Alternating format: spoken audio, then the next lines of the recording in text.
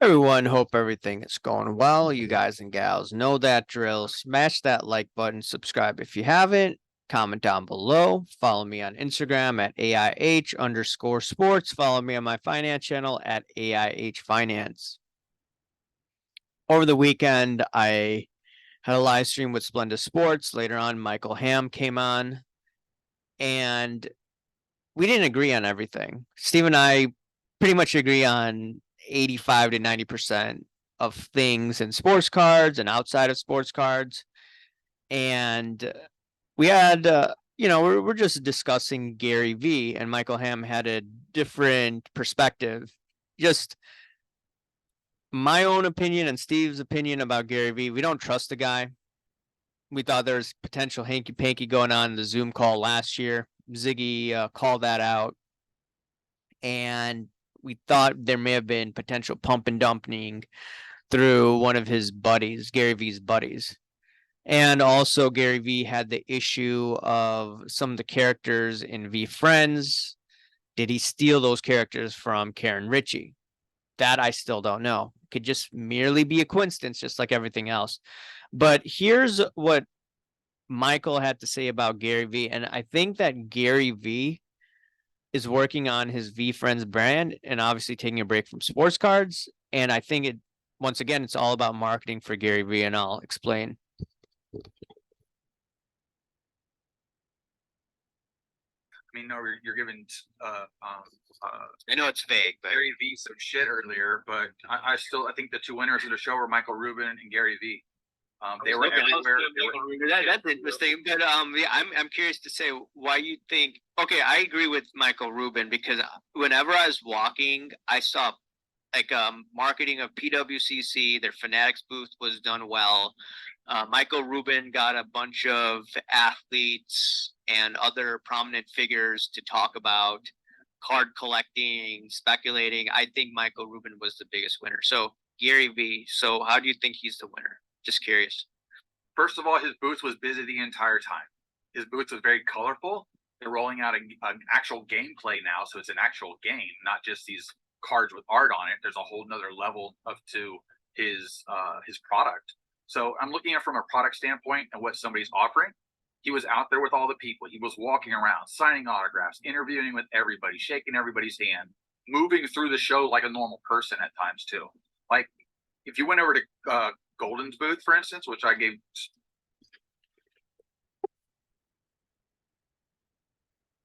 So he's talking about Gary V and how he thought he did a good job. Gary V was at his booth. I did see him from like a distance.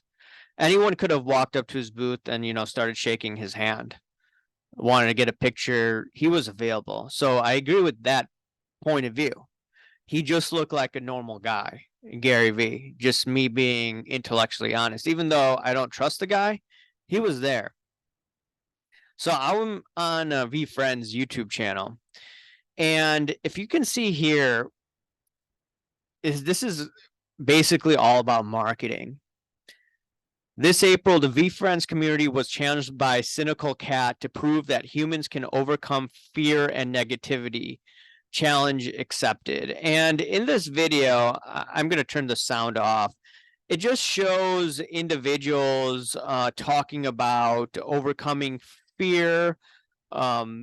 This individual, couldn't run 100 miles, and he did eventually run 100 miles after he failed at 50 miles.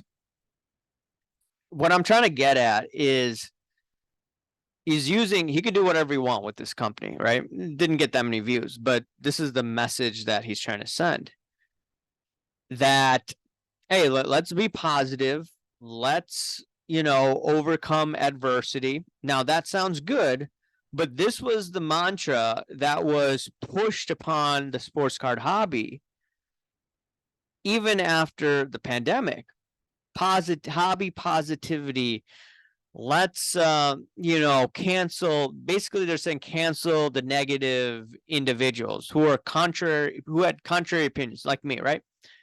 You should, basically gatekeep and not expose this reality.